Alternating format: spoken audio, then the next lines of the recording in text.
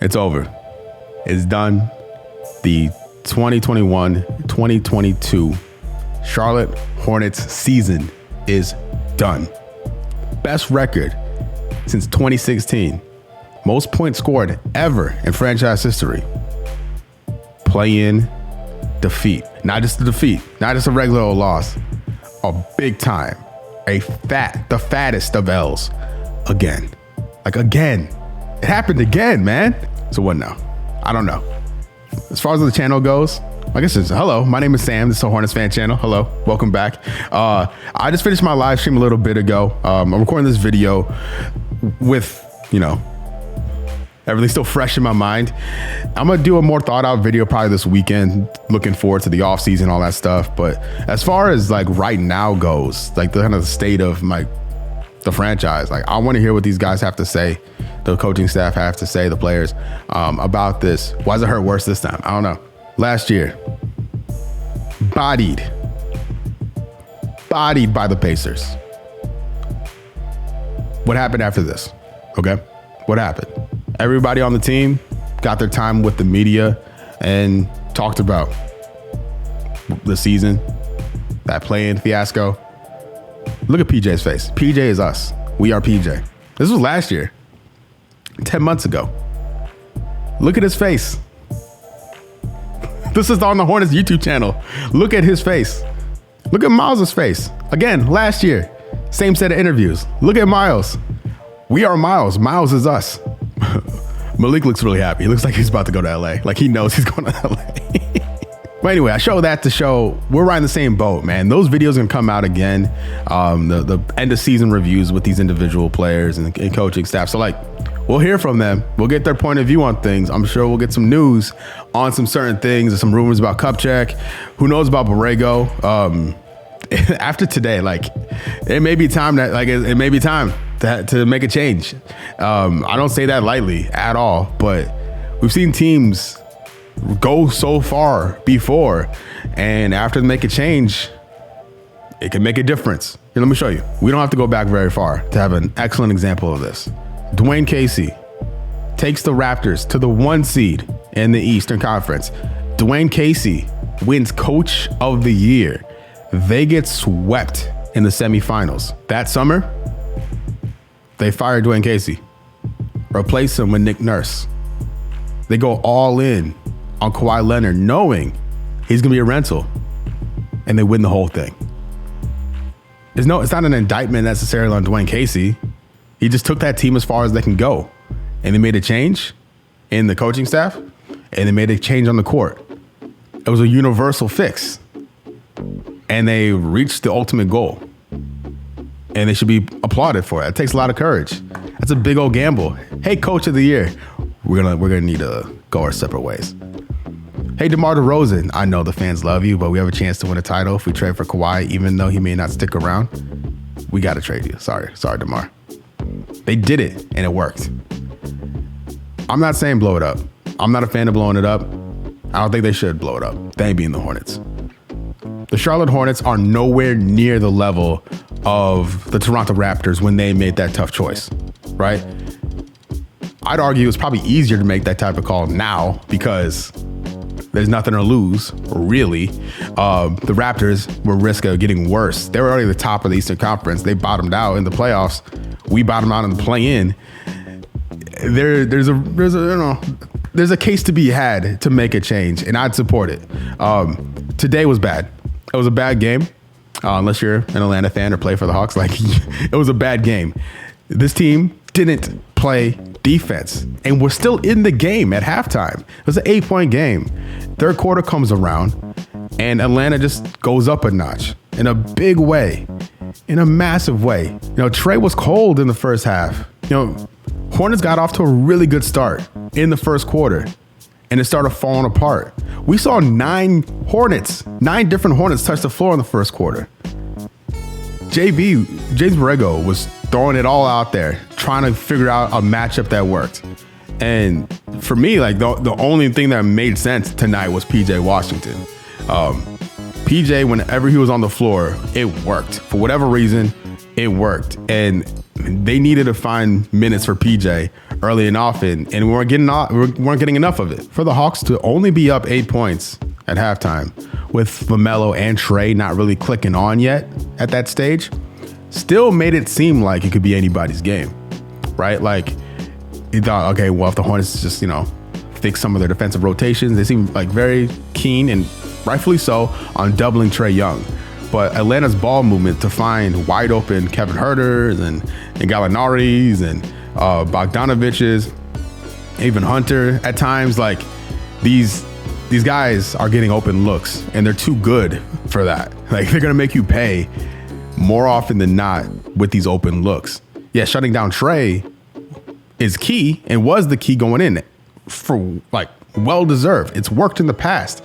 It worked in March. I mean, if it's kind of like if the Hornets could kind of absorb the body punches, right? Like if this is a boxing fight, if the Hornets could kind of absorb some of the body punches by the Huerters, Gallinari's, like the other role players on the team, and just kind of hold on tight to the Trae Young overall attack, maybe the Hornets could make something happen there. But when you're down 8 and the third quarter starts, and it's just a madness, it's a free-for-all, right? And you're not answering on the other end.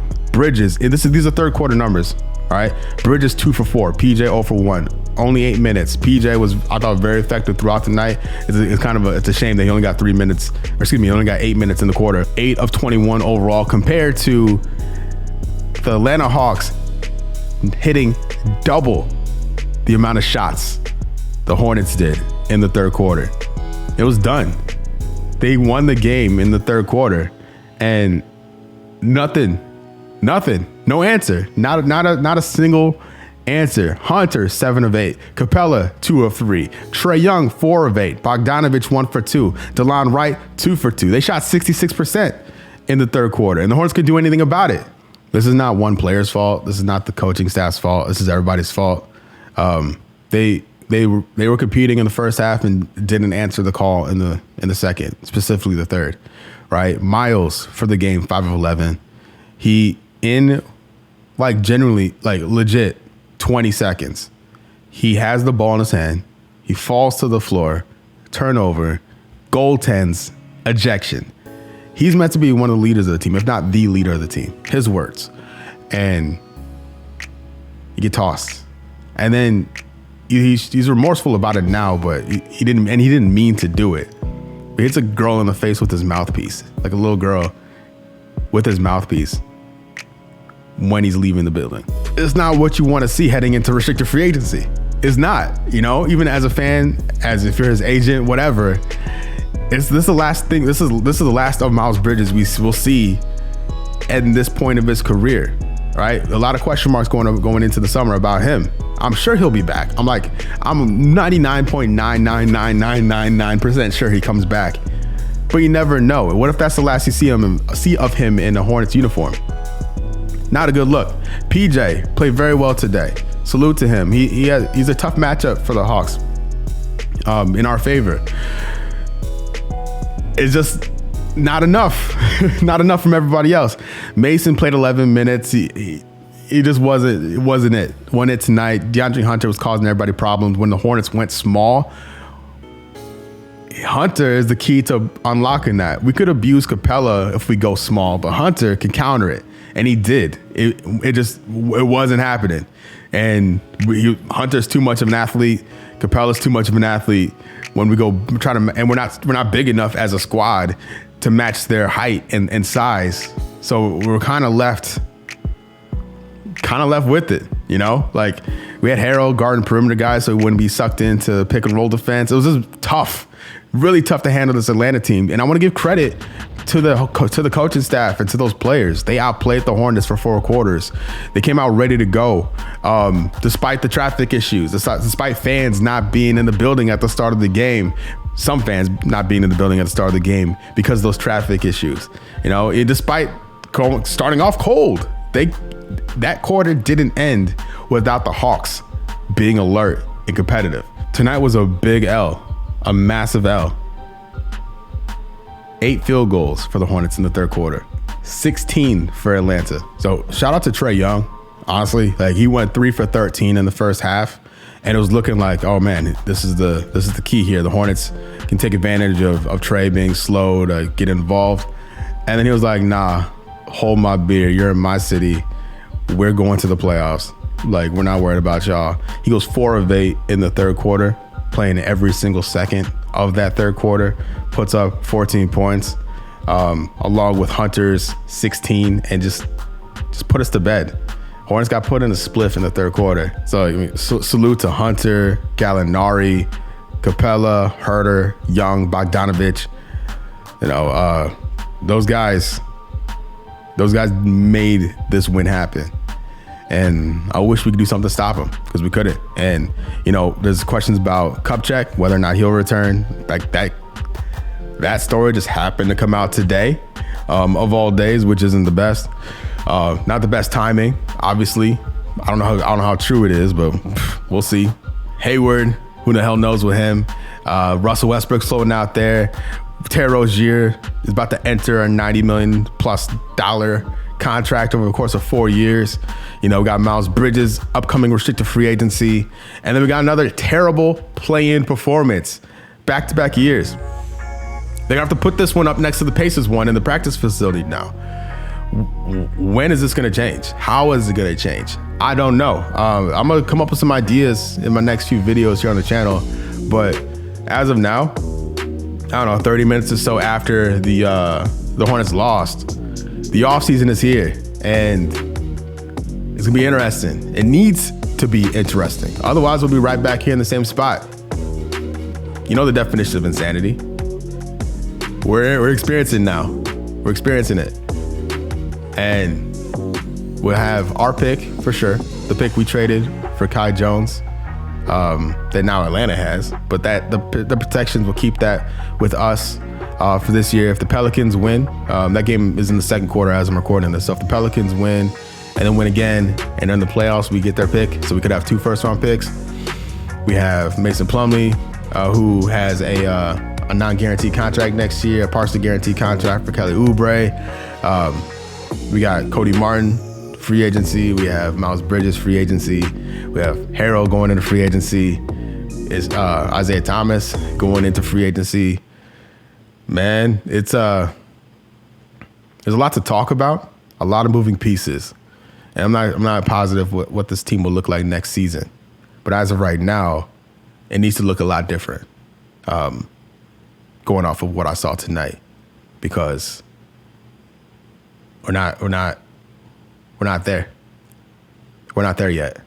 Got a long way to go. Salute to Atlanta and the Hawks. Kind of messed up. They hit us with a na na na na song at the end. It's kind of mean. Shame on y'all. But defensive commitment was non-existent tonight. I don't know. We heard Borrego saying it. We heard the words come out of his mouth in the interviews and then like in the huddles with him being mic'd up. We heard him. They know what the issue is, but cannot do it. And we saw it all season and shouldn't be surprised that it happened in the playoffs. Or not the playoffs. I wish it happened in the playoffs. We'd be so lucky for this failure to happen in the playoffs. Just in the play-in. Couldn't play defense in the play-in against a very good Atlanta team. So salute to Atlanta. Congrats to Atlanta. I like Atlanta to beat Cleveland. So I think we'll get Heat Atlanta in the first round of the playoffs for what it's worth. So I'm rooting for Atlanta now to make this loss worth it. But hey, get them next year, I guess. Hopefully. So thanks for watching. Let me know what you thought of the play-in in the comments below. I'm going to be back making videos throughout the summer. I'll probably make a video this weekend, actually, with some more detailed and better thought out thoughts and opinions. But I just want to get this out because it's real fresh in my mind. The play-in game just ended. So, hey, it is what it is. Thanks for watching. Make sure to subscribe. Eclipse 5,000 subscribers, by the way. So thank you to everybody who's been a part of the channel, whether you've been here from the beginning or you're new. Honestly, I appreciate all the support on the channel. It's been immense. Go check out my podcast with Raymond Felton. We're gonna be talking about this game next week. hopefully we'll get some insight from the players on their point of view on things, because I'm very interested to hear what they have to say about tonight. Very interested to hear what they have to say, because Jalen, I feel you. I feel like a lot of these thumbnails, they could just reuse, because Jalen, I feel you. Mitch, I feel you. Cody Zeller, I feel you. You had nothing to do with this, but I feel you. Vern, you had nothing to do with this, but I feel you. I feel you. But you get the point. Listen, thank you so much for watching. I'll see you next time. Peace.